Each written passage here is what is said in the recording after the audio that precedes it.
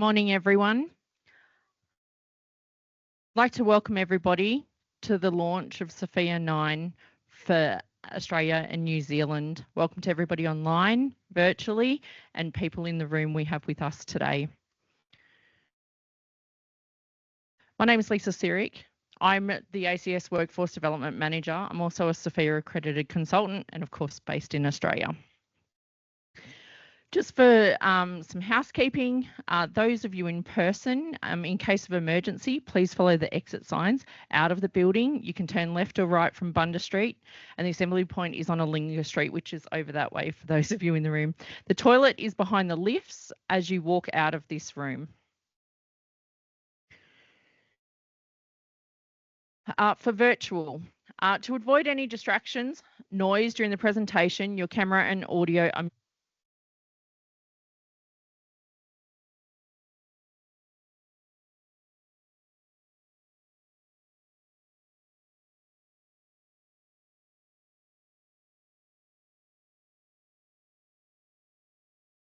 Let me change to this one.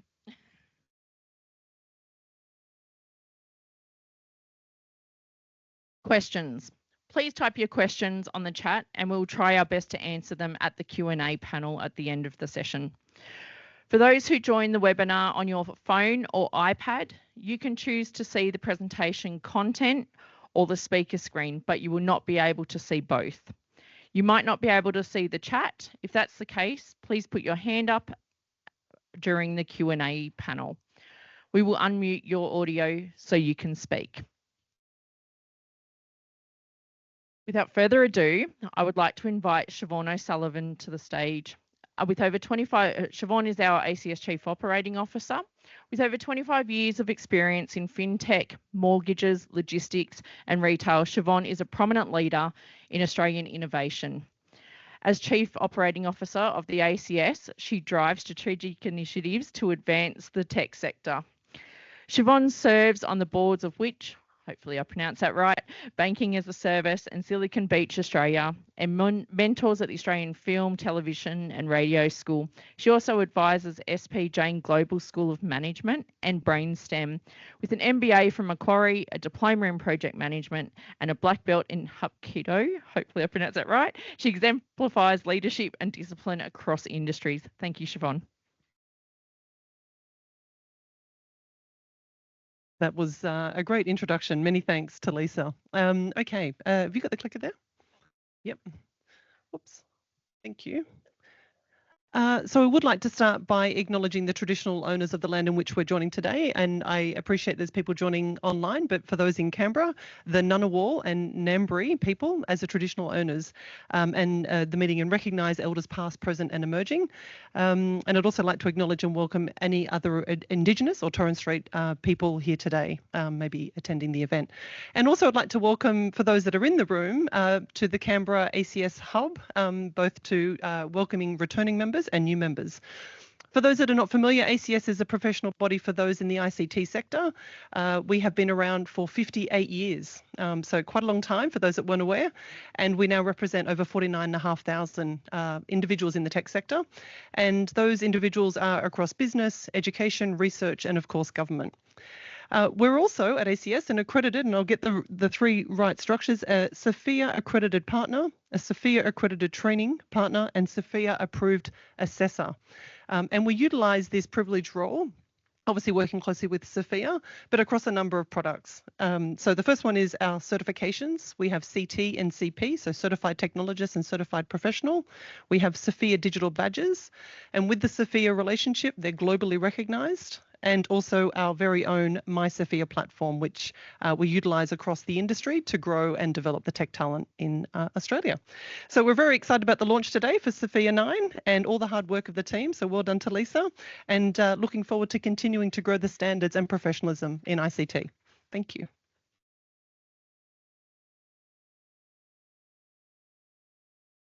Thank you, Siobhan. Next, I would like to invite Chris Fechner to the stage. Chris was appointed the Chief Executive Officer at the Digital Transformation Agency on the 13th of October 2021. Chris is also the head of the digital profession here in Australia. He started his 2-year term in January of 2023. Chris has extensive experience in state government services, focusing on large-scale digital and ICT reform and transformation programs, as well as implementing contemporary investment, contestability and governance frameworks. Before joining the Australian Public Service, Chris was the Queensland Government Chief Customer and Digital Officer throughout 2020 and 2021. Chris was previously the Chief Digital and Product Officer at Service New South Wales. Prior to that, Chris held a number of senior positions across the New South Wales and Queensland governments, as well as in freight and rail organisations. Chris holds an Executive Masters of Business Administration and a Bachelor of Applied Science and Computing, both from the Queensland University of Technology. As CEO, Chris is responsible for leading the agency to ensure that they deliver on the government's digital transformation agenda in accordance with the agency's executive order and the Public Governance, Performance and Accountability Act of 2013. And I would hopefully guess that you're a New South Wales supporter for rugby league, but we'll see. Oh no. Chris, welcome to the stage. Thank you. Sorry, proud Queenslander. Thank you for the invitation to come here today, and also thank you to the ACS for hosting this. I have been an ACS member since I was an undergraduate at QUT, not quite 58 years though. So very, very pleased to be here. As was mentioned, I am head of the DTA. I'm also head of the digital profession, but I'm also, I think, very fortunately, a member of the SFIA board. So that is a really good opportunity for me to have influence on how we use this in largely the Southern Hemisphere, and we're going to have New Zealand on here as well. So it's a really good opportunity for us to collaborate for how we can help drive digital professionalism in Australia, which is why we're such a keen supporter of it. So SFIA is an incredible global framework for identifying digital skills. We know that digital skills evolve very rapidly, and this is why having a framework that is understood and used in different parts of the world is such an important thing for us. It helps us to navigate those really complex areas of data, digital, and cyber, but it links it, I think, importantly to those other aspects around procurement, around finance, around marketing, and also on things that work in areas such as workforce planning and management. There's a global shortage in digital, and this is one of the ways that we can understand what things we need to do and how we develop our people to meet the current, but importantly, the future needs of digital capabilities. We want to be able to understand how we fit within an ecosystem. Government is very large in the Commonwealth and across the states and territories, but we also need to be able to get ourselves in and out of, get our staff in and out of different digital roles. So having this common language is really very significant for us.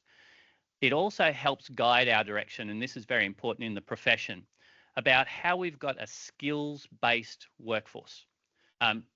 Technologies come and go. They change really rapidly, but often the skills that underpin those technologies are quite constant. And they're the things that help us adapt and evolve and embrace new technologies because we're well prepared for them with the skills frameworks underpinning them. It helps us to think about how we continue to grow our careers, how we fill in the gaps that we have to actually meet our current roles, but also our future roles.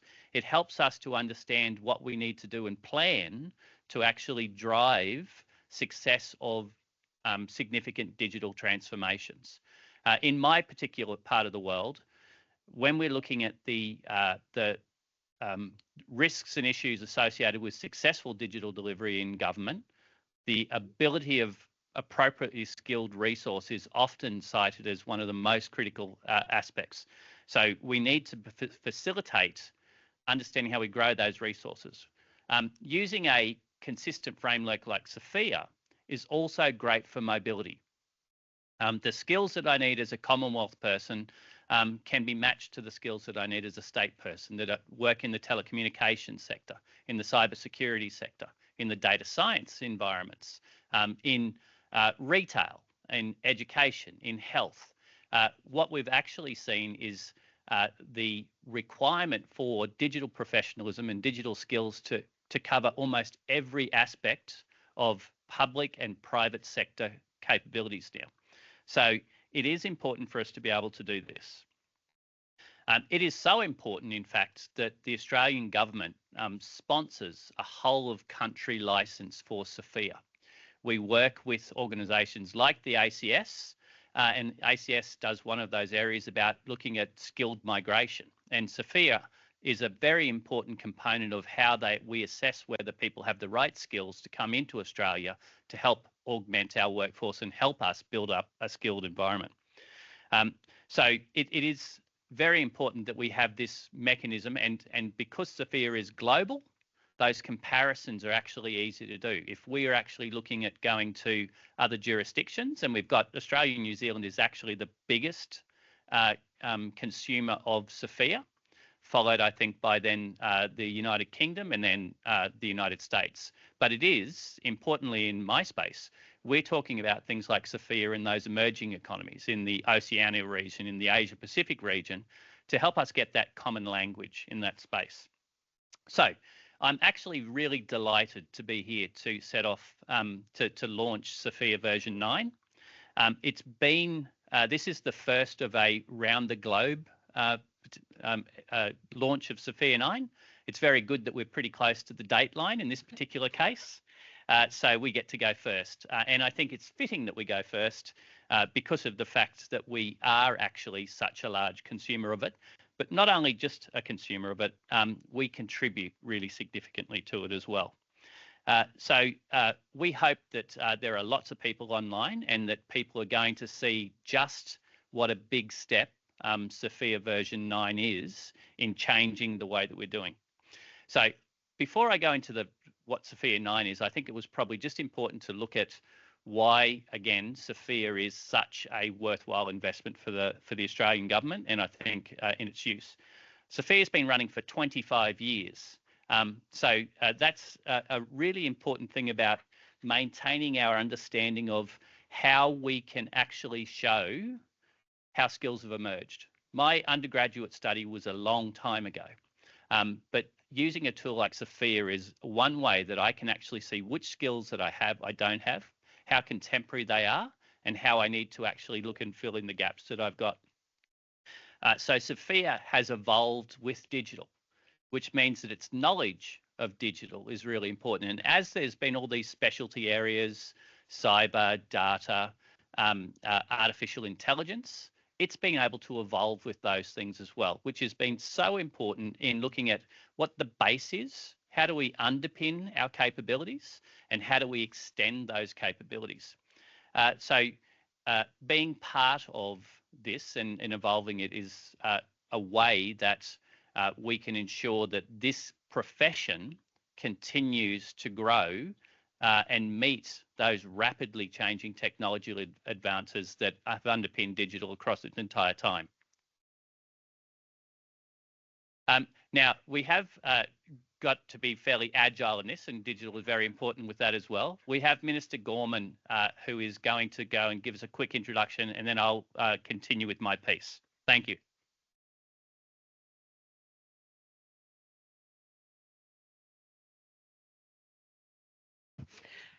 We would like to introduce the Honourable Patrick Gorman MP. Elected to the House of Representatives, Perth, Western Australia in 2018 by-election, Minister Gorman has since been re-elected in both 2019 and 2022. He has held several key ministerial positions, including Assistant Minister to the Prime Minister in 2022, Assistant Minister for the Public Service 2023, and Assistant Minister to the Attorney General in 2024. His parliamentary service includes membership on various committees such as Procedure, Tax and Revenue, Communications and the Arts, and the Privileges and Members' Interests. A long-time member of the Australian Labor Party, he has served in roles such as Shadow Assistant Minister for Western Australia in 2021 and 2022, as well as a Secretary of the ALP. Before entering Parliament, he earned an MBA and a Graduate Diploma Business from the University of Western Australia, and served as Principal Advisor to the former Prime Minister Kevin Rudd. His electorate of Perth spans diverse industries, including medical, education, tourism and transport. Thank you. Thank you very much for that introduction. I'm hoping that there will be some sort of acknowledgement that everyone can hear me and that our technology attempts have been successful. If I can begin by, thank you for the thumbs up, friends. If I can begin by acknowledging the traditional owners of the lands on which we all gather, acknowledging those in Canberra, but that we are seeing, we've got people joining us online from across Australia. I'll acknowledge the traditional owners of the land I'm joining you on today, which is the Wurundjeri and Bunurong people of the Kulin Nation here in what we now know as Melbourne. If I can also acknowledge staff and team at the Australian Public Service Commission and thank them for putting on today's event, and our friends at the Australian Computer Society, and say thank you very much to all members of the Australian Computer Society for enabling this partnership to happen. And if I can acknowledge public servants, one and all, across computing, digital, data, cyber, AI, and other parts of the digital and data professions. Wonderful to be joining you for this really important event. I've heard, and my experience of SFIA is that I've had people advocate to me time and time again about how important this is in terms of bringing together both industry and government to make sure that we can have more interchangeability. And I think what we're doing today is really exciting. But I dove a little bit into the history of SFIA. I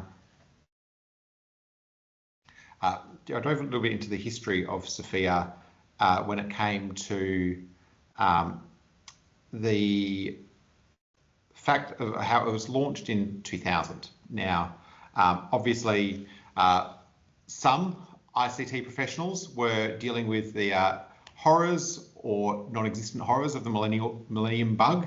I'm getting told that no one can see me. Now, I've got that notification twice. So I'm going to pause for a moment so we can try and get the tech going. Rebecca says that she can see me, but someone else says they can't. Thank you, Lisa. Visible for those online, maybe not so much fun for those in the room. All right, well, I'll talk to my online friends, and those who are in the in Canberra might find a solution there. Anyway, SFIA first launches in 2000. Going back, the technology that is dominating the world at that time is flash drives. We've got the PlayStation 2, and we've got the Nokia 3310. That is the technology of the times as SFIA starts to give us what becomes a universal language for the recognition of skills for the information age. And what we're doing today is really important because if we think about how the Australian Public Service has led in Australia the work when it comes to connecting with the digital age. Indeed, some of the very first computing jobs in Australia were within the public service. It was 1964, as the Beatles were blasting on radios across the nation, that the Australian Bureau of Statistics got one of the public services, and indeed Australia's first supercomputers. They installed what was the Control Data Corporation CDC 3600. That, at the time, cost 2.8 million Australian dollars, a significant investment in 1964, more than $30 million in today's money. And that had the capability to do some 1 million instructions per second, enabling the Australian Bureau of Statistics to really harness for the first time the power of the data they already held, but also to start sharing the power of computing with other agencies. And it was in 1965 that we then saw the Australian Bureau of Statistics open up their doors to friends in the Department of Health, the Tax Office, and Treasury to start crunching their data. And as we know now, we have computers, sometimes multiple, across desks for all one of the 170,332 public servants who serve our nation. So it really has been a transformation. At the same time, what I think is important about today is how it links in with the government's broader public service reform agenda. What we know is that if we want to get the best for the Australian people, which we all serve, we need to invest in our public service, we need to invest in our public servants, and we need to invest in the skills of our public servants. And if I think about how this launch of SFIA 9 ties into our broader agenda for the public service, we talk about 4 things when it comes to our public service reform agenda. The first is Australian public service that embodies integrity in everything that it does. And this delivers on that objective by ensuring that we are using globally recognised standards and having a structure behind the skills which we are seeking to encourage amongst the public service. 2, puts people and business at the centre of policy and services. And again, SFIA 9 helps us do that. 3, APS as a model employer, ensuring that we make sure that the people who choose to dedicate their careers to public service get the very best when it comes to standards and career paths. And SFIA 9 delivers that. And 4th is our commitment to an APS that has the capability to do its job well. And indeed, what we're launching today through the Australian Public Service Commission is a huge investment in capability. And I really want to congratulate everyone who's been a part of this and everyone who's going to be part of making sure this is a successful project. One of the things that is really powerful, and we think about what we've started to do with the data digital profession in the public service, is that it is about having community-driven work, and that's what we're trying to do with the professions, and that's equally what SFIA and this latest iteration, SFIA 9, is about. It's about being community-driven. It's about making sure that it's responsive, and again, Australia, through our nationwide licence, or our whole of country licence, I should say, has been an integral part of assisting with the last 3 iterations of SFIA. And so again, what we see in number 9 is something where we can recognise that Australia has not just had input, but that it has had consideration for Australia's needs and the workforces within Australia. And I think what is really important is that we are doing this in the most legitimate way. By having a nationwide licence, we ensure we have full and legitimate access to this global standard and that we can set it as the standard for Australia. It's an asset that I'll be encouraging public service agencies as well as private entities to use to assist with career planning, staff development and workforce planning. It can also assist with skills assessment, recruitment and the deployment of staff. And it's a way that we can support not just our public service workforce, but the workforces of Australia to make sure that we can meet the goals of that we have for our nation. I started by talking a little bit about that computer they installed in the ABS some 60 years ago. We've seen so much transformation since. But one of the things I always think about is that we talk about, there's a skills framework for the information age. And if we think about the information age, many would think that it feels like, well, 60 years, we've been in this for a long time. We're kind of towards the end of the information age. And I think the reality is, if you think the Industrial Revolution was about 100 years, give or take. The information age is going to take us so much further, and we are just at the start. We've seen reports from United Nations agencies that tell us that the vast majority of digital transformation is yet to occur. I want to repeat that. The vast majority of digital transformation is yet to occur. So if we think, as we sit here in 2024 in the Australian Public Service, about what lies in our future, the future is not just digital, but the future is what we can do with that digital information to deliver those policies and services the Australian people expect of us. It's a really exciting time to be in the public service. It's an incredibly exciting time to be in the digital and data professions, because what we know is that so much of our policy work, so much of our service delivery is going to rely on smart applications of technological solutions to make sure we can deliver for those people we all work for. Once again, I wish you very well for this launch. Thank you for allowing me to join digitally, and I'll pass back to your hosts.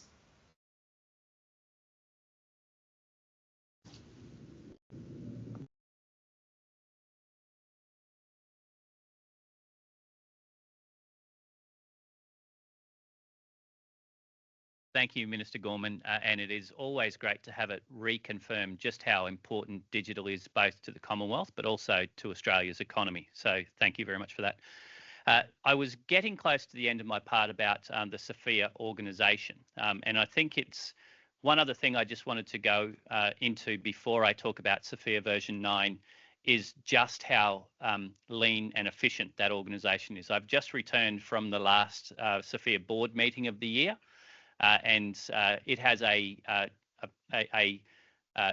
board that is set up of people that can contribute or support the advancement of SFIA. And it's staffed by a very, very lean component who work incredibly hard and collaborate incredibly well with what is, as Minister Gorman called out, the community focus associated with doing it, understanding how practitioners of digital are very well set up to actually help drive the evolution of SFIA version 9. We have really had a strong focus on the board on this SFIA version 9. It is a significant step change between SFIA version 8 and SFIA version 7, and an incredible distance from SFIA version 4, which was the first one that I started to use. So what I wanted to talk about now quickly was the SFIA 9 development process. Every few years, there's a new version of SFIA, and it's underpinned by the creation of a SFIA design authority, and that design authority brings together experts from all around the globe, from both the public and the private sector, to actually look at what it is that we need to develop. It researches, it collaborates, it workshops those areas of change, and it looks about what's still relevant within SFIA 9, but also moves, we're having trouble with the camera, are we? But also what happens with the new and emerging capabilities that we're seeing there. Australia and New Zealand have been very significant contributors to this, and my friend and colleague Anne-Marie Cavanagh is going to talk a little bit more about New Zealand. But it's important that this collaboration goes because Australia is actually a very strong adopter of digital. Globally, we're seen as a lead market for introduction of new technologies. So us being up to date with the skills we need for that is how we're actually able to keep that position globally. Some of the areas that have been significantly influenced in version 9 is scientific computing. We're seeing that more and more, and Minister Gorman talked about the ABS. The most recent purchase for the Australian government has been the implementation of CSIRO's new supercomputer. And I'm pretty sure that the million instruction per second is probably what they do in a millisecond now under that computer. So while the technologies has emerged, Australia's commitment to technology has not dwindled at all. Also, cybersecurity, artificial intelligence and machine learning, data science, but we're seeing in Australia, and one of the areas that we had some focus on because of our work in the Australian Public Service is actually contract management and procurement. The successful outcomes of many of Australia's digital transformation programs inside the Commonwealth are really underpinned by industry, are really underpinned by how well we can purchase technology. One of the major enhancements is also bringing out business skills. SFIA has historically been very much about the specific technology skills, and where it has gone into business skills like human resource management or communications, it's really been that area about where it's been overlapping with the technology. But what we've needed to do inside the Australian Public Service is look at how those softer skills or those business skills need to be part of the capabilities that we need to effectively be digital professionals. So we've introduced business skills and workplace behaviours into version 9. This is very important for small to medium organisations because the separation or the specialism in those particular organisations generally means that you've got to be able to do more than one trick. You can't be the single trick pony, which large organisations and governments often have the ability to do.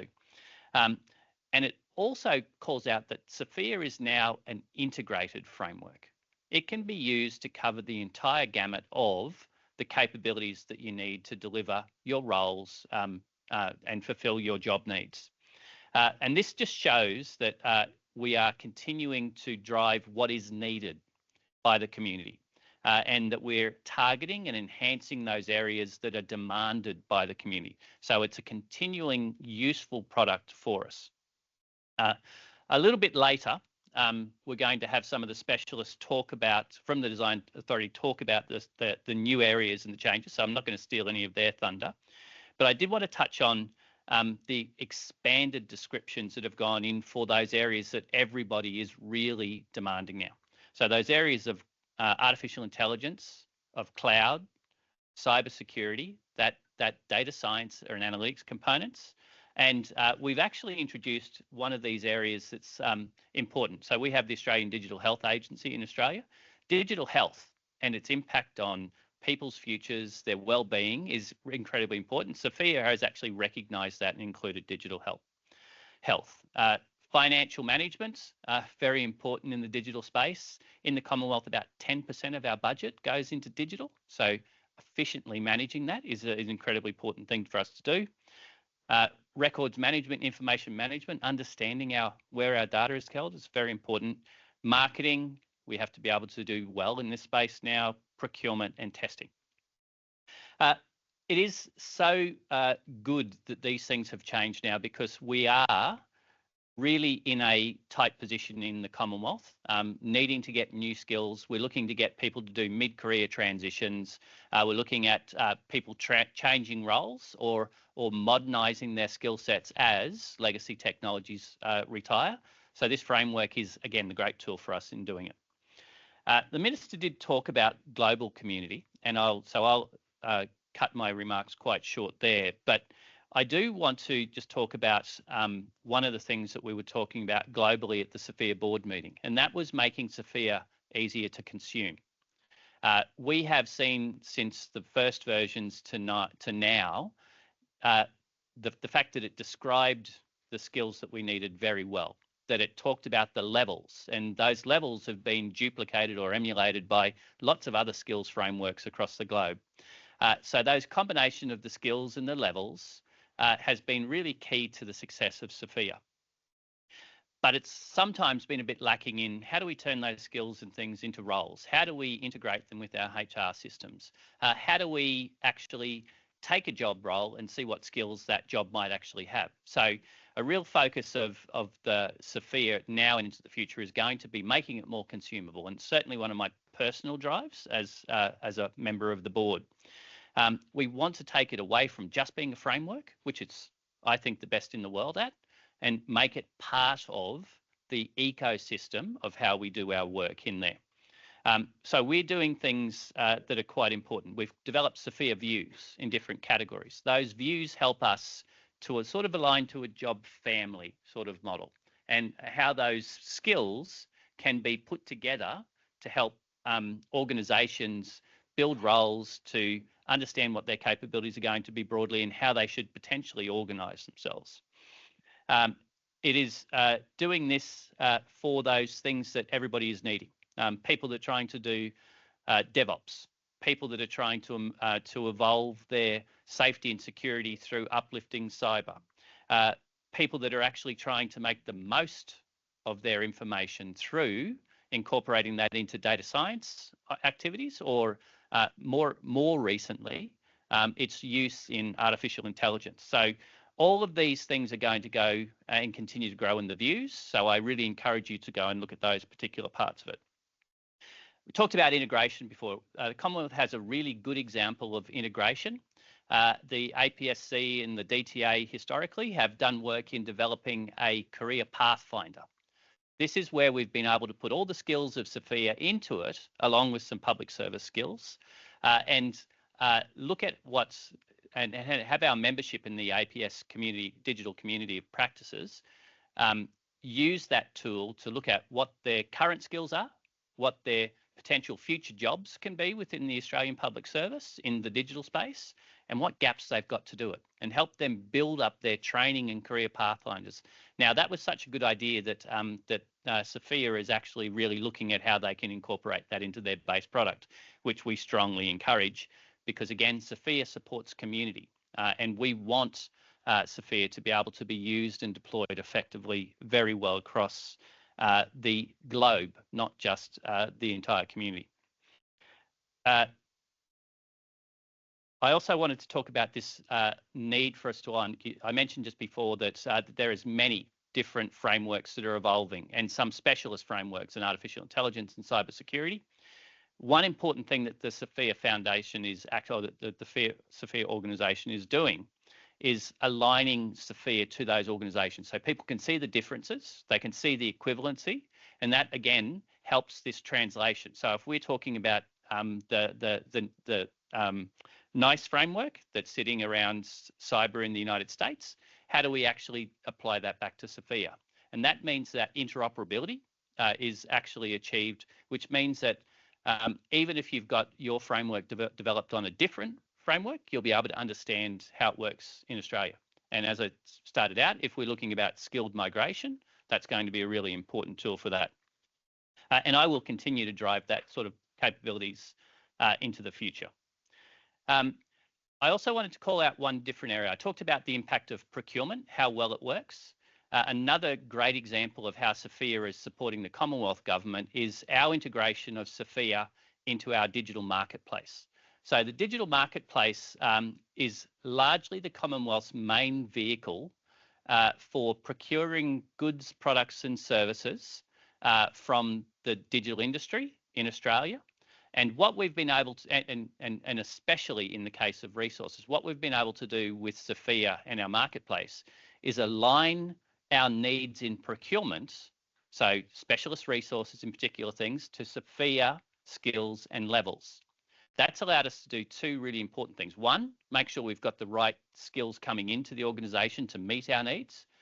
But two, understand what the potential cost or value of those resources are in coming into it. So we could say that, you know, if we wanted to get a developer level 5 versus a developer level 6, what might be the differential would be, how many of them we can do, and talk in that common language with providers who are often given resumes with just technical skills or technical experience in particular things.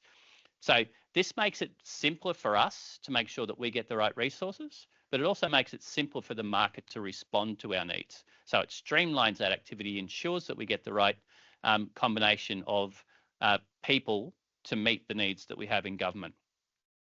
This means that we can pay for only what we need, not sort of overbuy, but it also gives industry an understanding about what the value of the services that we attribute to each of these different areas. So this is why I think it's important that we continue to integrate SFIA into our work and practices. This won't be static. You know, we'll continue to evolve these things going forward. So I think that this is where we can drive APSC's professionalism, make sure that our current and future skills are actually well prepared to meet the current and future demands of the Australian public. But it also helps us to ensure that we're supporting Australia's economy, digital economy, to continue to grow. I think I'm at time now. So to finish off, I just wanted to just close with the emphasis that globally, and I see this very much with my interactions with other governments, digital skills are in absolute short supply. It has driven the individual prices of digital skills very high. The adoption or the take-up of digital within a lot of societies is quite low. So that expectation about our demand versus the expectations about supply are increasingly growing. So having a framework such as SFIA to help people ensure that they've got the right skills, help them transition, help them adopt digital, I think is very important, as is those aspects of making sure it's relevant to us.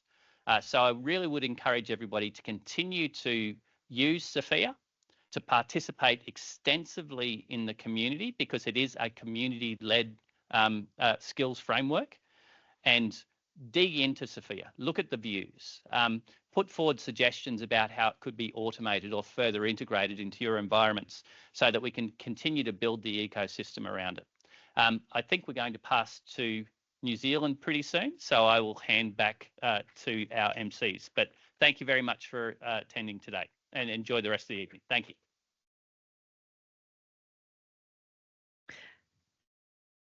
I would next like to welcome Anne-Marie Cavanagh. Anne-Marie is Deputy Chief Digital Officer and Deputy Chief Digital of the Public Service. Her most recent role was leading the development of the New Zealand Digital Government Strategy as Director of Digital Government Strategy. Previous roles have included Chief Technology and Digital Services Officer at the Ministry of Health.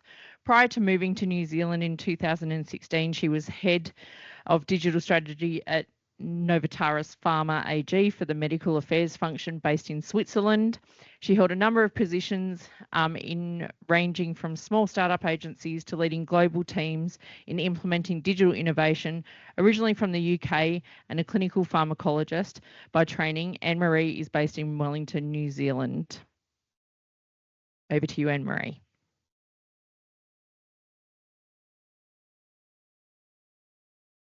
Kia ora. Can you hear me okay? Yes, we can hear you loud and clear now. Welcome, Anne-Marie. Perfect. Thank you so much. So my camera isn't on, but I'll keep moving, and if someone can help move the slides forward, that would be appreciated. So kia ora tātou. I'm Anne-Marie Cavanagh, Deputy Government Chief Digital Officer here in New Zealand. And firstly, it's a privilege to be here today alongside the Minister and also Chris, and also a big thank you to Marianne and Daniel and everyone who's been involved in organising this event. It's been, I appreciate, a little bit glitchy. I know we're all agile, so I think I might be able to switch on my camera. How's that? And then hopefully we'll be able to get moving. So let's see how we go. Thank you so much to the thumbs up. That's awesome. It's good to know that everyone's out there. So thank you for inviting me to speak, and it's fantastic to be here. If we could go a little bit forward, so if we go to the next slide, a couple of bits of context that I thought important to share around New Zealand. Before I move on to the Digitising Government portfolio, I guess just a couple of comments and data points around the public sector workforce. We've just had an update from the Public Service Commissioner that shows that we have about 12,000 public servants, and actually we've got 9,200 information professionals, which includes a variety of roles like data analysts, business intelligence analysts, service designers, and non-policy advisors. And then we've got 2,500 roles that are ICT professionals and technicians. So the reason why I raise those data points is that's around as much fidelity as we have around the structure of the public sector workforce, and particularly ICT. So we're looking to SFIA as a huge opportunity here in New Zealand to start to put some granularity into the workforce and start to build the foundations and consistency. But I'll talk a little bit more about that as I walk through the presentation. So digitising government, we're here to look and support Minister Collins. She is our minister. We are focused on a couple of priorities for the minister. First and foremost is around how we can deliver a good customer experience, and also think around how we can support certainly her focus on AI. So we're really heartened to see some of the work that's gone on, particularly within SFIA 9, because we're looking to SFIA 9 to help support the build out of capability to help support these priorities. So as I say, our minister, she's focused on a step change, and it's really around how we can improve the customer service. And what we're really looking to do and achieve through this work is an opportunity to look across the public service system at how agencies are travelling, what projects they have underway, and how we can really enable the digital transformation and modernisation efforts more broadly across the public service and at scale. So if we could go to the next slide.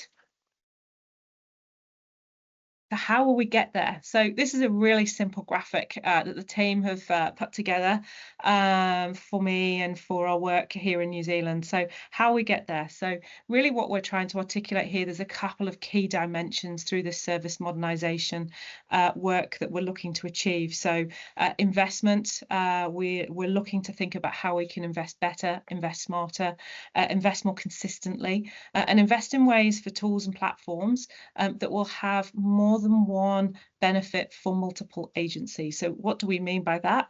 Probably quite simply, it's what we call spending the crown dollar to best effect. So thinking around how we can really leverage some of our investments more broadly. We need to look at leadership in the public sector. So leadership around digital skills and leadership around how we start to think around the modernisation efforts that we need to walk towards. And also around some of those reusable components. But more importantly, and probably for the benefit of today, top right, you'll see skills. And so really what we're hoping to achieve through SFIA and some of the work that my team are looking into is really how we can build skilled digital practitioners who can confidently lead transformation and cultural change.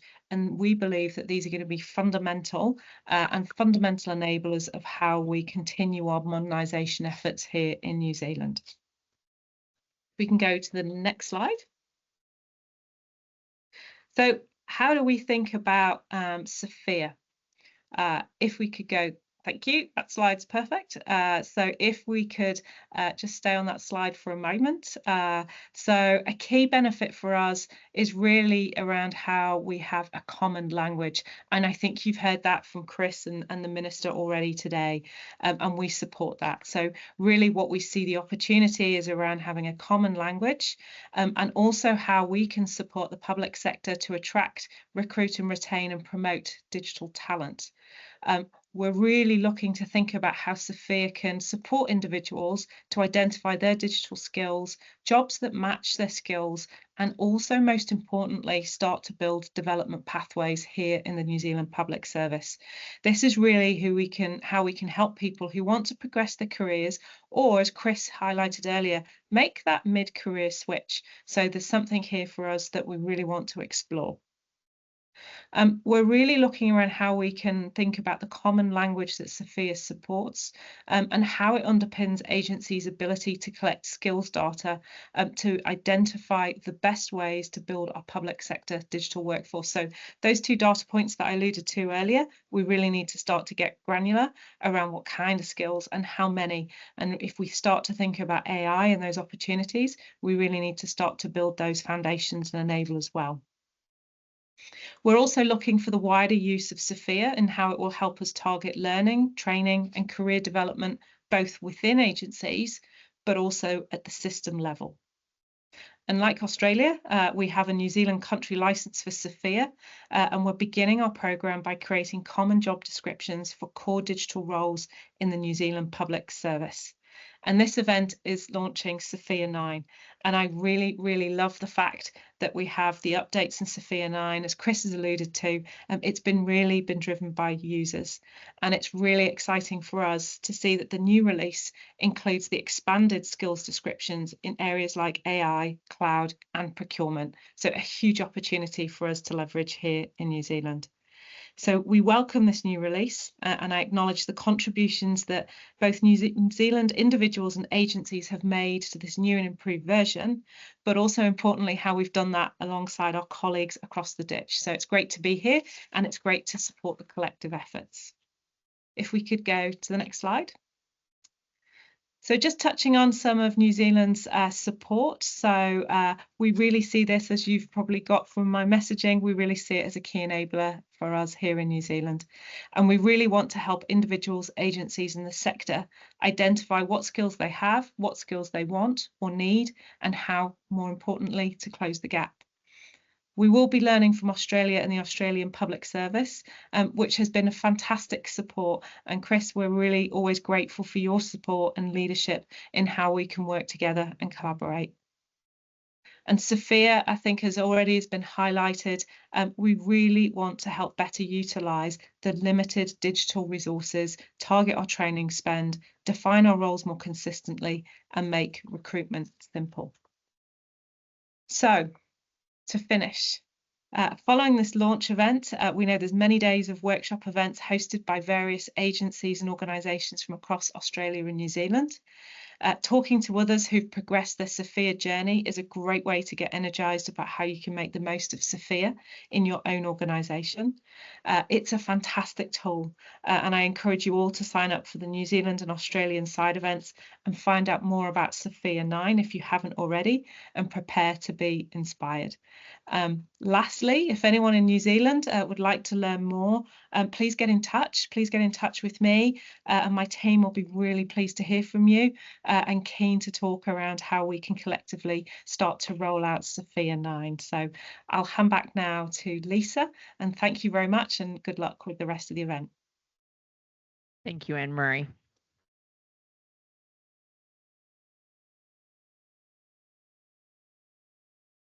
Next to the stage, virtually, I would like to introduce Daniel Merriott.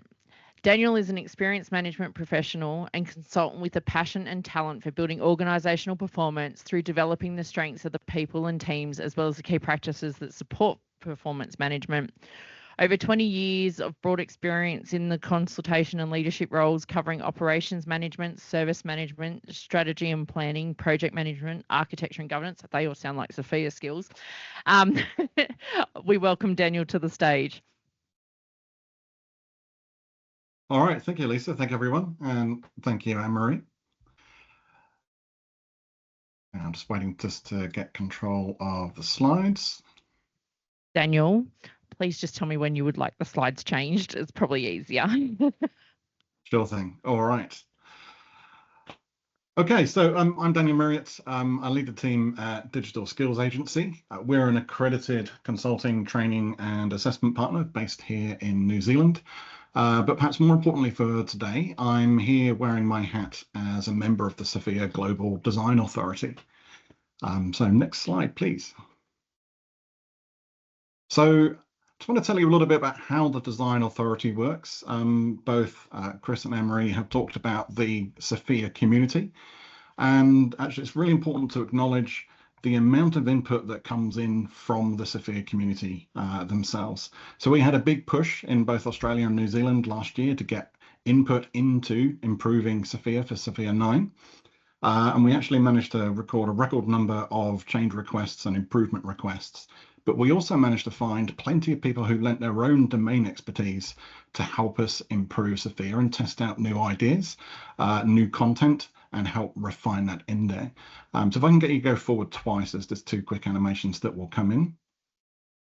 Now, the SFIA Design Authority group is also another group of volunteers. There are 2 people who lead that work. That's the Design Authority themselves and the SFIA project manager. They're part-time employees from the operations group in the SFIA Foundation. Everyone else is volunteering their time and effort.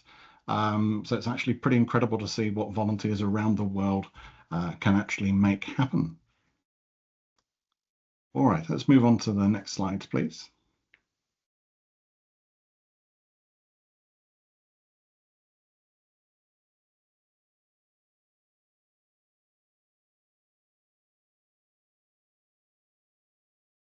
Not sure if that's not moving forward for me or it's not moving forward for others. No, it's not moving forward, sorry. Okay.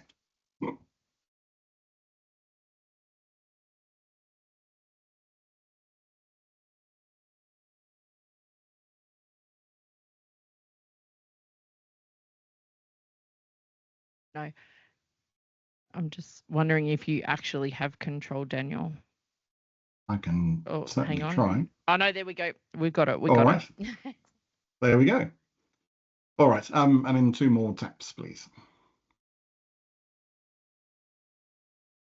So we're looking at a new version of SFIA. I'd like to say just a little bit about the evolution of SFIA. So if you're already using SFIA, I actually want to say first what's not changing. So the core principles in SFIA remain unchanged. If you're familiar with how to navigate it, you'll be familiar with the current version. We still have skills, we still have 7 levels, and they intersect together to give us skill level descriptions. Levels are still described in detail by generic attributes, and you still use the skills that are most relevant to your organization. And this time around, actually no skills are retiring between version 8 and version 9. So lots of really good reasons to be looking at SFIA 9. Definitely encourage you to take a look at the updated and new skills and the behavioral factors and business skills. But I also want to say you don't have to move immediately. Previous versions remain available. There are organizations who are using SFIA 8, SFIA 7, and even 1 or 2 using SFIA 6 I know of. They can happily carry on using that if that's meeting their needs. But I would definitely encourage you to take a look at SFIA 9 and evaluate the best time for your organization. And next slide, please. And if you're new to SFIA, or if you're SFIA curious, I would say now is the time to adopt SFIA. We have a huge and broad range of digital professional skills in the framework now. I'm not going to read the list that I've got on screen, but suffice to say it's pretty immense. I'll tell you a little bit more about some of those in detail. But the way that SFIA describes skills is it focuses on what people can get done. So those digital professional skills can be used by anyone in an organization. It's not limited to one department or a couple of teams or a couple of departments. So you'll find skills like project management, finance, and so on are used well outside of, say, an IT department, or even well outside of a finance department for that matter. We have vendor neutral descriptions, really the skills talking about getting stuff done.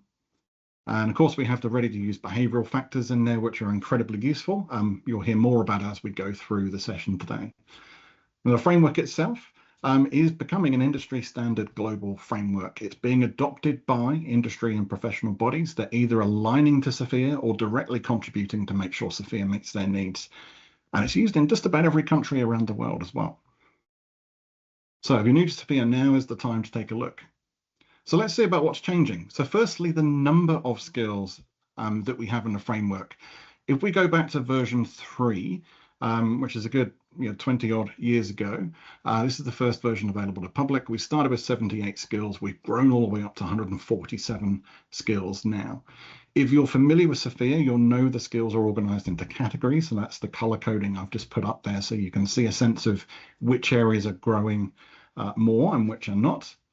And Lisa, if I can get you just to tap the slide, we'll just see some numbers come in. So we've got 26 new skills in SFIA 9, and you can see which of the categories those are sitting in there. We've also had a few skills move around between the categories, which you'll find as you go through and explore. So this is the first time in quite a while we've seen a big push in skills for relationships and engagement. We have seen over the last couple of iterations some improvements in development and implementation. That's often around the digital space. And some of the skills that we're going to see in the delivery and operation, we'll talk about new cybersecurity skills or updated cybersecurity skills in there too. So I'm going to use these colors for the categories just to identify some of the skills I talk about, just to help you navigate through there. But otherwise, you can, of course, go and look up the skills by their name as you access the SFIA resources. Next slide, please. So some of the themes we have for SFIA 9, there are way too many changes to list literally every single one of them and put them on a slide. That work has been done. The Foundation's website will show you every single change that's been made. But some of the big themes I want to talk about, of course, artificial intelligence is in here. We have new skills, but also updated context for skills, as we do for the cloud as well. So a lot of the design and operation skills now are cloud first, but they still apply for those who use the skills outside of a cloud environment. Really important one, and certainly one I like a lot, entry levels for skills.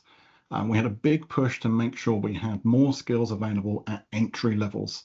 And that's something I can tell you more about in a second. Chris has already mentioned digital health. There's a lot in SFIA that can be used by digital practitioners. And then we've got changes, which again, I think some of these have been mentioned already. Financial and value management. We always have some improvements in cybersecurity. We have more updates for data and analytics, and more updates in areas like design and testing. So let's go through and just tell you a little bit about the entry level. So next slide, please. So up on screen, the white bars you can see on screen are showing the number of skills we have at each of the 7 SFIA levels in version 8, and the yellow ones will show you version 9. What you can see at level 2 is a massive jump. We've gone from having only about 1/3 of the skills in version 8 were available at level 2, which is assist. That's a really common entry point. we now have 2/3 of the skills available at that level and above. So that's a really useful point for those who are looking at getting into the profession, those who are looking at changing, and we need to have the skills and the skill descriptions to show where will people start if they're assisting and supporting others and learning a new profession.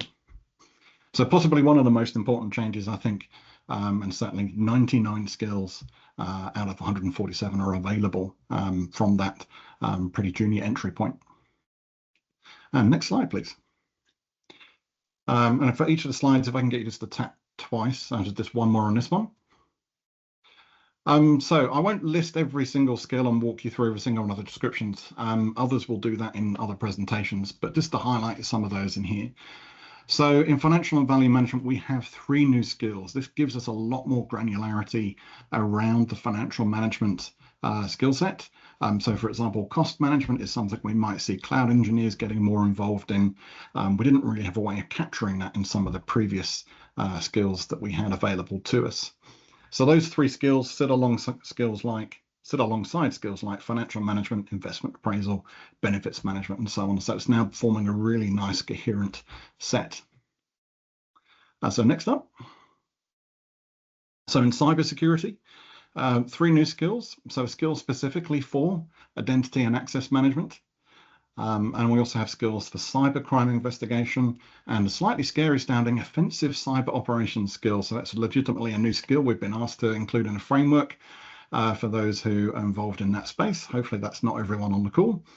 And that's going to go and complement quite a broad range of security related skills we have, covering security operations, security advice and governance, security assurance, the research, the forensics, and so on. And that's not to mention the fact that design and operation skills all have security components in them, very much in the remit of security is everyone's responsibility. So these are the skills for the specialists in it. That's becoming much more enriched. And next up, so information and records management. So previously we had 1 skill that covered this, that was information management. That's been pulled out. So if you need both skills, you can have them. But if your focus is on records, we have a skill specifically around that now. And skills around analytical and classification and coding. This is something we see in the health space quite a lot, but it's also used by those who are doing the hard work to work out how do we properly manage our critical important records in an organization.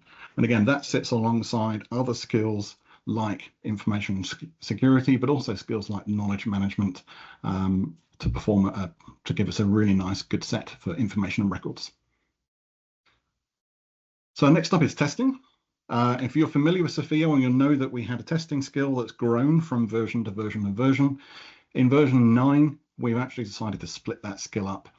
So the old testing skill is now functional testing, and we now have non-functional testing and process testing, so a much richer set of definitions. Those sit alongside things like acceptance testing, penetration testing, and user experience evaluation. But we've also taken some of the leadership and delivery pieces out of that skill. So we might find skills like delivery management, which is actually a new skill, will form a really good complement to those who are in the testing space.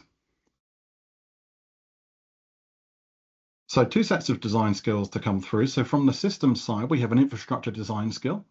So that wasn't really in SFIA before. So a lot of people were using systems design. We now have a dedicated skill for that. Systems design now takes on a much broader overall approach to the system, which might integrate infrastructure, software, database design, and so on. And we have another set of design skills on our next slide. And that's graphic design, customer experience, accessibility, and inclusion. So really thinking about the user experience and designing for the best interaction for our users. So another set that will go alongside things like content authoring, user research, user experience, so on, to give a really rich set of skills in this space. In data analytics, we already have a pretty rich set of skills here, both in data analytics, but computational science too. Some of the computational science skills actually came from suggestions from Australia back in version 8. So great to see those in here and be improved and advanced. We've added in new skills for data analytics, but we also have skills around data and AI ethics. It's a really important component in there. So again, that's enriching quite a rich set of skills already, but adding more granularity and greater detail to what we can describe. In procurement and bid management, we previously really had selling available to us as a skill before. We now have a bid and proposal management skill, so separate from chasing down new business. Those who are involved in those government procurement processes will recognise this as a skill that you definitely spend quite a bit of time doing, but that's complemented by things like investment appraisal, financial analysis, but also other skills like sales support. So financial analysis is one of those new finance skills I mentioned earlier on. And last but certainly not least, our marketing skill has been renamed to marketing management, and we've actually developed a number of new marketing skills. So this isn't just enriching the marketing space. There are changes that come from product management and some of the other skills that are actually now better captured through some of these skills like customer engagement and loyalty, or market research. So another really rich set of skills here to really expand how we can describe this particular space. So we're seeing that the definition of digital skills is actually really quite broad, certainly expanding and giving a lot of granularity well outside of where SFIA started, which was a set of IT skills. The final piece I want to tell you about is the updates to the levels of responsibility. SFIA has 7 levels. They're described by these 5 generic attributes in version 8. And if I can get a couple of taps on the screen, we'll see where we're going. So in SFIA 9, autonomy, influence, complexity, knowledge, they have been tidied up. There were improvements to the content in there. They are remaining more or less as is. Business skills, though, is going to be separated into a few more sets of definitions. So we had behavioural factors as really an appendices to SFIA 8, showing these things are in the framework. In version 9, we've actually called them out and said, they're actually right here. They're available for you. They have a definition at every one of the 7 levels. In fact, they look and feel very much like skills in some ways. They have their own skill code and level-based definitions. So this gives you a really rich set of soft skills, if you like, or behavioural factors to help you understand how you can be successful at working at a particular level. And one more tap on the keyboard, please. And a new improvement for version 9 is we have a single statement that says this is the essence of working at a particular level. And that statement actually is an abbreviated form of the content from autonomy, influence, complexity, and knowledge. So if you're looking for 1 or 2 sentences that just characterize what do we mean by working at, say, level 4, we now have that. And of course, that sits alongside the guiding words or guiding phrases we've had in SFIA since the beginning. Now, my colleagues Phil and Penny are actually going to tell you more about that. They're up next, so I won't do any more than introduce that topic. And they're also doing a deep dive on that. That's one of the talks we've got coming up later in the week. Now, if you're looking for more information on SFIA, it's been released. It's now available to the public as of a few hours ago. So check out the Foundation's website. The content's there, the guides for moving are up there, lots of other resources published by the Foundation. And of course, there's great resources that have been put together by those of us on this call and those of us who are speaking during the week on the launch resource page. And I'll hand back. Thank you very much. Thank you, Daniel, for that run through of all the changes and all the great work that's been done by the Design Authority. Next, I'd like to introduce Phil Lovell and Penny Coulter. Phil assists IT professionals and organisations in identifying, assessing and developing the skills they have and the skills they need. Using the Skills Framework for the Information Age, or SFIA, Phil's journey with SFIA began in 2010 through his involvement with the ACS, where he immediately saw its value in his role in resource and talent management at TCS. Since becoming a SFIA accredited consultant, Phil has delivered SFIA assessments, consulting and training services, combining his IT experience with resource management expertise. Phil has contributed significantly to documenting assessment methodologies, They are amazing, by the way. Mentoring assessors and leading a SFIA community of practice. Phil's passion for the professional development extends to facilitating employability skills, training for young professionals. Phil actively participates in industry bodies such as ACS, ARI, AIIA and CDAA, and he has the privilege of contributing to the SFIA 9 release and serving on the SFIA Council. You're a very busy man. Penny is an independent accredited SFIA consultant who has worked with SFIA since 2017. She's an active member of the SFIA Council and the SFIA Global Design Authority, where her focus has been the development of the behavioural factors in version 8 and 9. With a background in consulting, IT resource management and design, role designing and profiling and skills assessment. She has the view that SFIA can not only benefit an organisation, but also an individual, a win-win for both the employer and employee. I agree, Penny. Penny's experience extends to voluntary industry participation, where she's presently on the board of the Australian Computer Society Foundation. She was former chair of the National ICT Careers Week and former president of ITCRA for 4 years and an ITCRA board member for 8 years. I will hand over to Phil and Penny. So I have Penny online as well, and I think she's available for making a presentation. So we're going to share the presentation. We've been in the weeds, as it were, in developing behavioural factors and supporting the foundation. But this presentation, I'm hoping, is going to be more about smelling the roses of what behavioural factors and levels of responsibility can do for an organisation. Now, Penny, do I have you on the line here? I shall carry on. All right. So in terms of Daniel, in the context of Daniel's presentation, he's told us that really there are a lot of things that the principles have remained the same. And in version 8, we drew out... Hello, can you hear me now? Sorry. Oh, yes, Penny. Yeah, sorry, it was disabled mute. Hello, everyone. Carry on, Phil. That's okay. Now, Penny, would you like to do the introduction that we'd planned? Yes. So we're not seeing slides, so please don't refer to those. But if you could give us that introduction, and then I'll carry on from there. All right, lovely. Well, what we're going to, good morning and good afternoon for our friends in New Zealand. What we're going to run through at a high level today is the journey to version 9, the design goals for version 9, and SFIA version 9, levels of responsibility, generic attributes, and behavioural factors. And then just the SFIA version 9 resources, useful web links. Now, Phil, do you have the presentation there? No, we don't. Okay.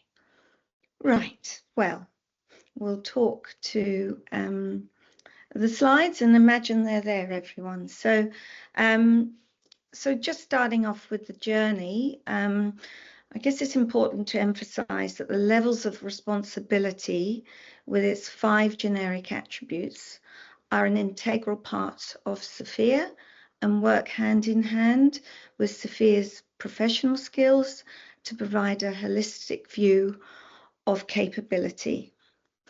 Now, today we're talking very much around the focus on behavioural factors, and interestingly, in previous versions, behavioural factor statements have always been present, but not so visible.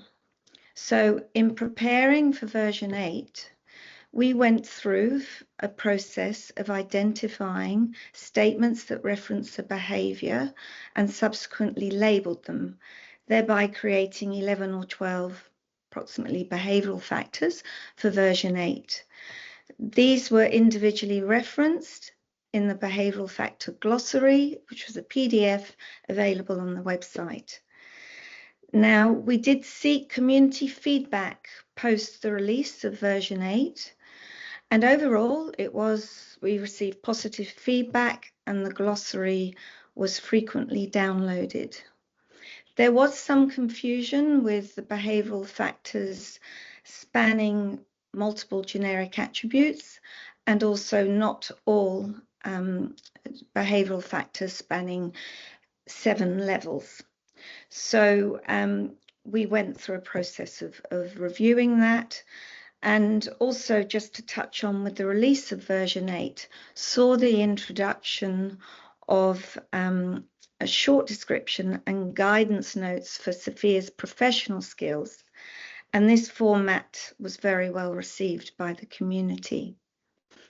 So in talking about the design goals for version 9, as it's been touched on this morning, the number 1 design goal was making SFIA easier to consume. There's a focus on readability, simplicity, and clarity.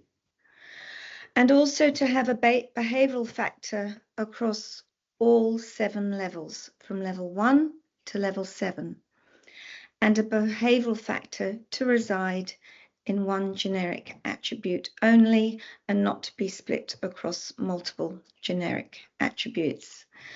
We also undertook a refresh of the generic attributes to ensure there was consistency in each statement across all levels, with a visible thread and sentence structure to demonstrate the escalation pathway from one level to the next. And we also wanted to, with this new release of version 9 design goals, maximize the SFIA Foundation website as the core source for SFIA's assets.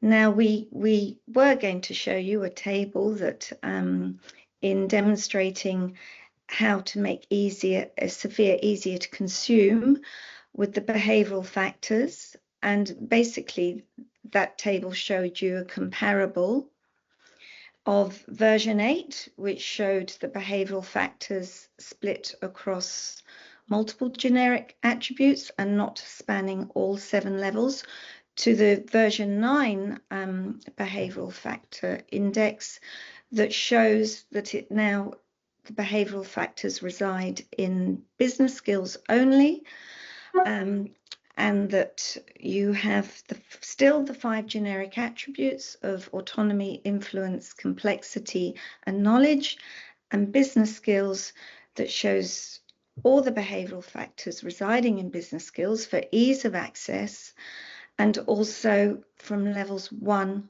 to 7. Now, the other aspect was the generic attribute refresh. We wanted to show you an extract from the website that shows that we now have a generic attribute directory, which is an index with direct links to each generic attribute and behavioural factor on the website. Now, this will replace the SFIA version 8 behavioural factors glossary document.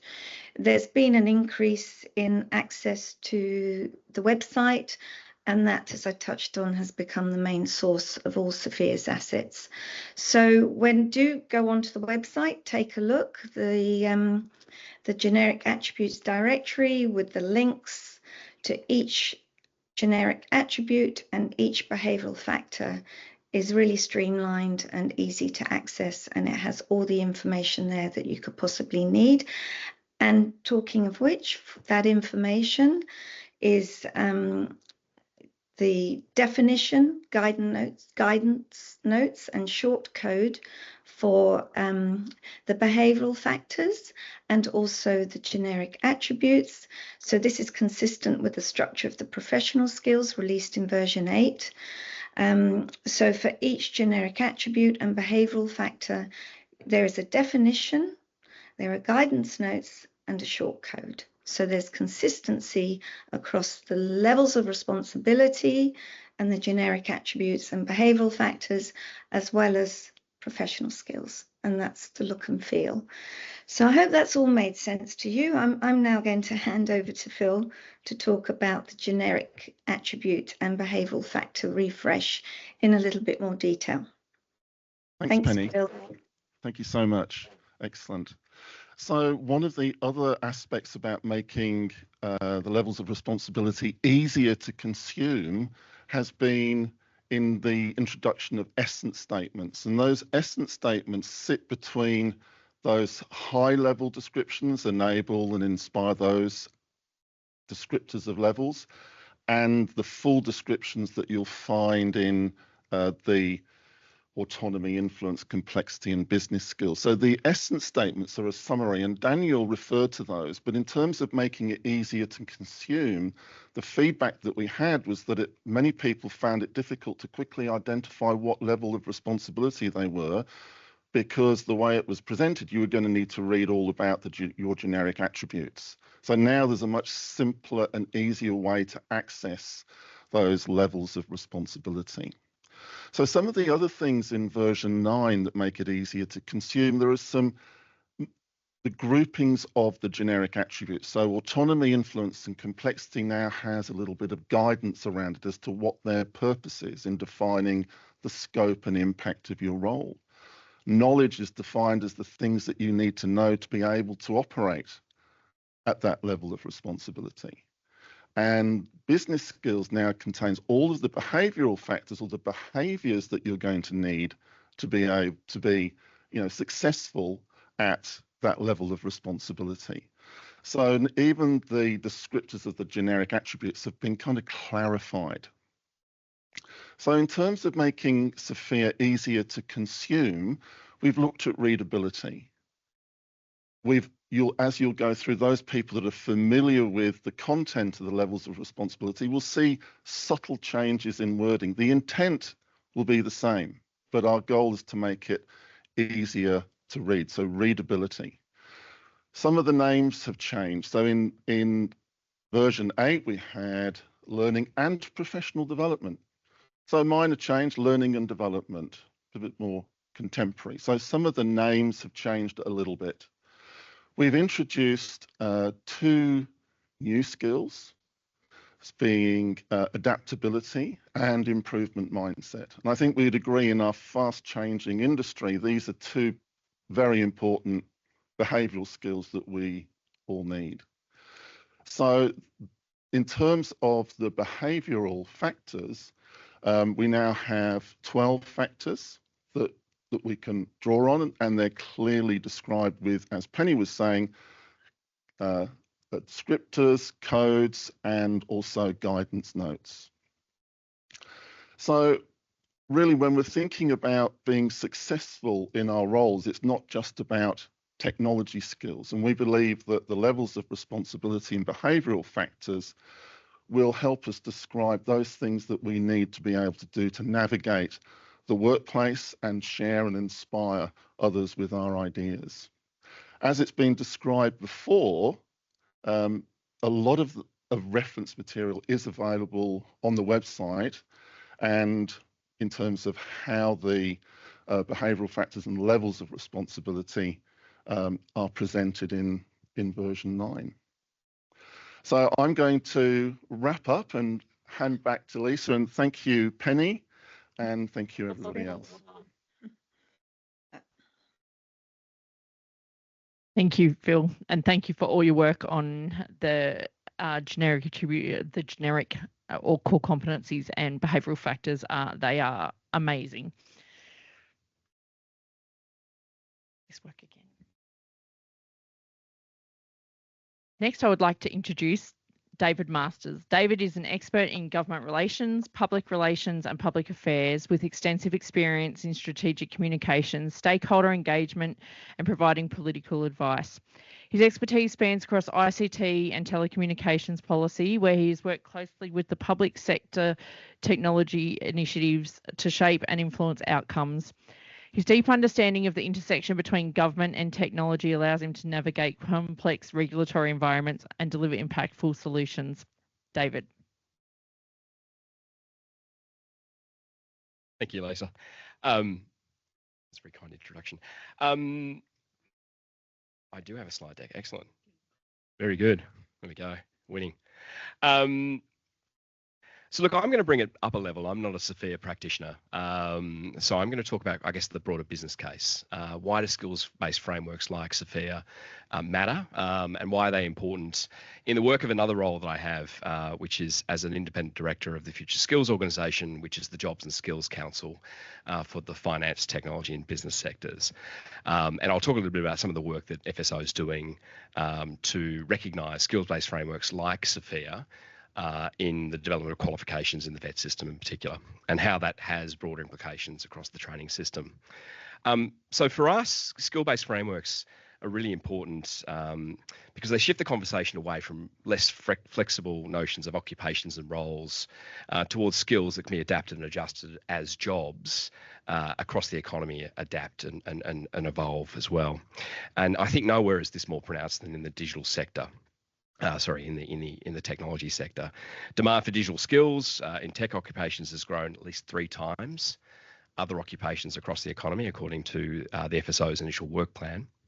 And further, Australia is projected to have a shortfall of about 370,000 digital workers by 2026, so not in not too distant future. And that's before we consider the implications of AI as that's adopted across the economy. So skills-based frameworks like SFIA are enabler for more rapid responses across the economy as industry adopts technologies like AI. They better reflect service-based economies like Australia, where many skills are valued right across the economy and aren't confined to particular industry verticals. They enable skills required by employers to be ascribed in a common taxonomy and a common language for education and training systems, and provide us to understand and meet employers' needs more effectively. And they balance out the prescriptive nature of regulatory and quality assurance frameworks by focusing more on the skill outcome and less on the process to achieve them. It will assist to address global labour and skill shortages, and as we said, that's very pronounced in the digital space, in developing and developed economies, and by creating a focus on what a person can do, and to add value, not solely on what they know or the institutions at which they gained that knowledge. It helps to recognise the skills that person has, which is really important for skill migration, and obviously I acknowledge the ACS's important role in that process. It will enable a shift from recognition of prior learning to recognition of existing skills. So irrespective of how those skills have been gained, whether they're industry-based certifications or nationally accredited courses, it lessens the needs for complex and complicated and costly mapping processes between industry certifications and formal qualifications. It also opens up opportunities for harmonisation across the tertiary education system. So creating a common organising framework that we can recognise within the VET system, but also in higher education institutions and universities. Potentially opening opportunities for simplification also of assessment and funding arrangements, and improving the viability of a number of government programs, including the National Skills Taxonomy and the National Skills Passport. Within this backdrop, the Future Skills Organisation is testing a new approach to qualification design for digital capability. This approach is informed by consultation and ultimately co-designed with industry and training providers, with the guiding principle that the qualification system should support the development and recognition of transferable skills aligned with job outcomes. This will be a new approach to building digital capability by developing and testing innovative approaches to qualification design, underpinned by a common language to describe digital capability, which is underpinned by skills-based frameworks like SFIA and also the Australian Digital Capability Framework. It includes identifying examples of recognition of learners' existing digital skills, bringing to life alternative learning and career pathways from informal and non-formal learning to formal qualifications on which further skills may be built upon. The final example of some of these products are expected to be delivered around March next year, so 2025. The other area where we're focusing this effort is to coordinate across the states and territories. So obviously within our federated system, the federal government controls the national accredited training system, but it's often the states and the territories that do the delivery.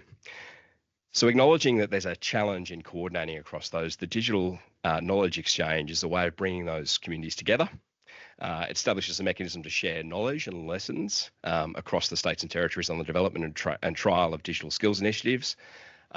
It also, as each state and territory embarks on their own initiatives, so a number of them have digital training strategies or they have digital compacts with industry, we can share the learnings out of those processes. It also creates, for things like the adoption of SFIA 9, as that's sort of rolled out, it creates an ability to roll that into the states as well and have a community that can explore that. But really, ultimately, to successfully scale these digital skills initiatives, there will be a need for them to be anchored in skills-based frameworks like SFIA 9. And we think that'll be an ideal anchor for digital skills. Particularly, actually, it was really good to see the entry-level components, because that's a lot of the focus of the work that we're doing. So thank you very much. Next, I would like to introduce everybody to Anthony Beitz, who is the Program Leader of Scientific Computing at Department of Defence. I need to talk about who you are. Anthony is an accomplished leader with over 32 years of experience, including 20 years in senior leadership roles, driving innovation and technology, products and services that have transformed businesses and delivered significant value. He has extensive experience in navigating large, complex organisations at the executive level, with a proven track record in areas such as strategy development and implementation, program and product delivery, governance, cybersecurity, change management, and workforce development. Sounds like SFIA skills too there, Anthony. Anthony's key achievements include establishing Monash University as a global leader in research data management, founding the University of Cape Town's first e-research centre, and revolutionising Defence's digital research infrastructure to create world-class capabilities.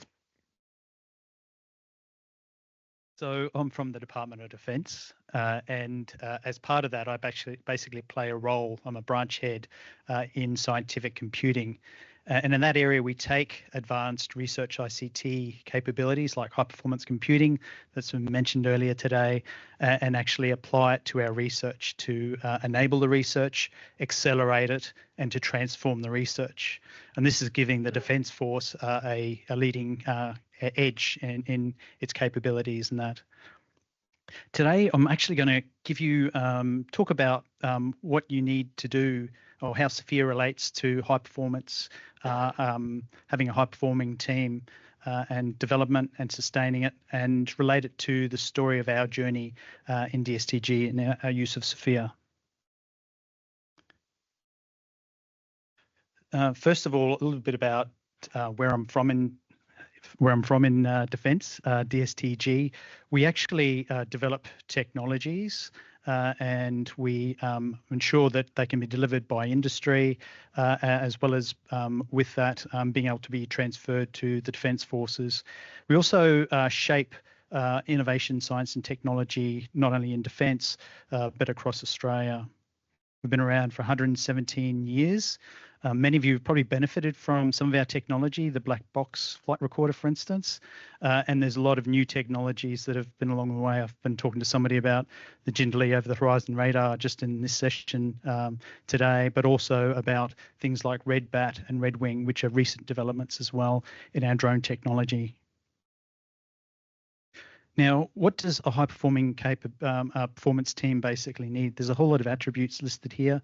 If you were listening to some of the new business skills that were coming through, I actually think you'll find that they relate here. Things like leadership, and I wasn't purposely trying to overlap or anything like that. Communication and other things as well as part of it. But that ability to develop a team where there's a lot of cohesion in the team, good communication, strong leadership, also things like being very much focused on delivering something. And how does SFIA sort of relate to each of these particular attributes? So a bit about the work environment that I'm actually in at the moment. As I mentioned, we work with advanced research ICT. It's also known as e-research in my profession. Now, with that, it's part way between research and part way between ICT. So when we talk about a profession, there's no real profession that describes it. So can you imagine the challenges we have around recruitment and retention regarding that? Also, the workforce is quite mixed. We have researchers, We have government people. We also have the military. It's a very mixed environment. Also, the technology is constantly changing. We need to provide the Defence Force with a leading edge, and we have to keep up and keep learning about new technologies. And on top of that, the challenges are to get clearance and work in defence, I need an Australian citizenship, as well as we've got public salary rates. So you can think about that going and recruiting somebody. Not only are some of these specialised skills very hard to find with people with it, we also need to make sure they've got an Australian citizenship as well, and that they're willing to accept public salaries, public government salaries. So altogether, as I said, with these sorts of things in mind, we really have to develop our workforce, including our STEM workforce, in order to grow them into filling these particular gaps.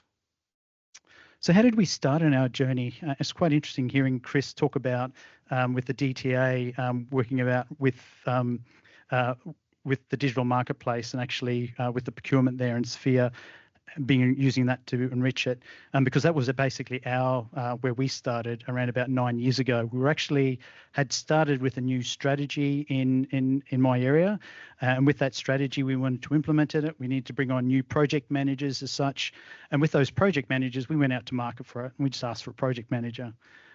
We didn't quite get what we wanted. We were paying too much, and I'm sure Chris can relate to this. And we thought, well, how can we actually describe this in a better way? So we actually turned to ACS and we said, well, what do you think we should do? And they basically introduced us to SFIA at the time. I think it was SFIA 4, SFIA 5.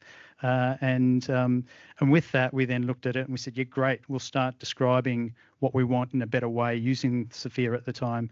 And it actually worked really well. It actually saved us money, and it gave us better productivity because we're getting what we wanted out of the industry. From there, we said, look, part of our strategy is to uplift our e-research workforce. What does that look like? And we said, well, how do we describe that? So we started using it as part of our strategic workforce planning, describing these particular roles. And once again, very good and effective in that. There were challenges, of course. I mean, we're talking about SFIA 5 at that time. This is quite a number of years ago. Didn't have all the sorts of things that we actually wanted, things like high-performance computing, which we actually worked with the ACS and New Zealand and others to actually put into SFIA 8, and that was really great for us. And a lot of the other new capabilities coming on board, they give us all ticks and that for us moving forward with SFIA 9. So lots of challenges there. The other thing is that we saw this as a good opportunity to develop our staff. As I said, very hard to find staff with the right sort of skills, constantly changing. How do we actually upskill our staff? And so we actually introduced them to using SFIA, working with ACS, started to use their SFIA skills management tool, MySFIA. And that was really effective as well. They started developing their own SFIA profiles. We actually put in positions across the organisation. They could actually see the gaps. They could actually then identify where the gaps were, and then we could then identify what sort of training they actually needed in order to fill that. So it was really effective for us moving forward with that. And as I said, we were also working with ACS at the time to continually to develop SFIA and helping to where it is today. So that's sort of where we started. Across the organisation, we've been using it in many ways. A lot of those have been repeated this morning, so I'm not going to go into too much detail. But as I said, things like recruitment. I'm in an area where we're part research, part ICT. It's not like I go and advertise for the sort of job titles that we actually label it as, because people wouldn't find it. Ideally, I'd love Seek to be able to actually do a skills-based search for me, because we could then find people with similar sorts of skills. But it still is in the works, so to speak. So recruitment, it's a very effective tool for us, describing it, getting what we want. Same when we procure resources from industry as part of that. Also for describing the workforce, as I said, what does the workforce look like? A lot of us are talking about developing operating models right now. What does that operating model aspect look like when it comes to talent? How do you describe it? When you do strategic workforce planning, what are the gaps? Where are the skill areas where you've actually got gaps in your area? And we found which wouldn't be surprising to many people, with a group of IT sort of staff, relationship management wasn't one of our strong suites. So it was something that we could actually address, not just for people individually in our team, but also across our organisation as part of it. The other thing that we did about 3 or 4 or 5 years ago now is we actually wanted to transform our whole organisation. We were actually wanted to get that uplift, and as part of it, we had all of our staff's profile, the job profiles mapped in SFIA, and we can actually then start planning out where we wanted to target. And with that gap, we could then actually do a translation of how we'd move staff from our previous organisation into the new one as part of it. And with that, we could actually work with staff to make that move. And as I said, it's very hard for us to get staff from outside. So we really wanted to transform the skills of our staff, take them on the journey of moving into this new organisation. And one of the, there was many success stories, but one of the particular stories I want to share with you at the time was we had a librarian who was working in my area, and she wanted to look at a new career. And she said, well, what else could I do? And we looked at her profile in my SFIA, and we could see the skills that she had, and we could see that it was actually transferable to, of all places, architecture. And we said, look, your skills are very similar. Would you be willing to move up? She moved across. She really is excelling in it, and she's loving it. So if someone going from a very different, what we would think is different, a profession into another profession like that, it's just an amazing transformation for us. The other thing is that our staff have really embraced it and are really using it to help, develop their own skills. Have taken an interest in it, and that's great for our organisation because that's basically helping us with our productivity.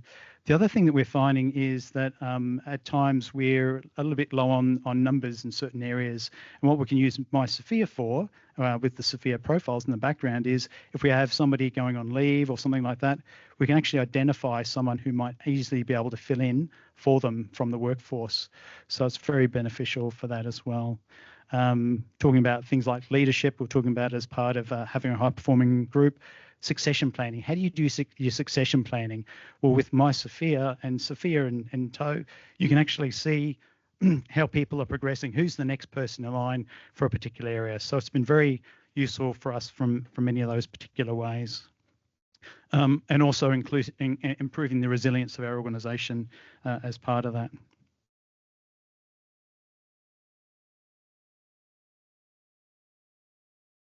So where do we want to go to next? And I think some of these things have already been discussed and things we'd really all love to do.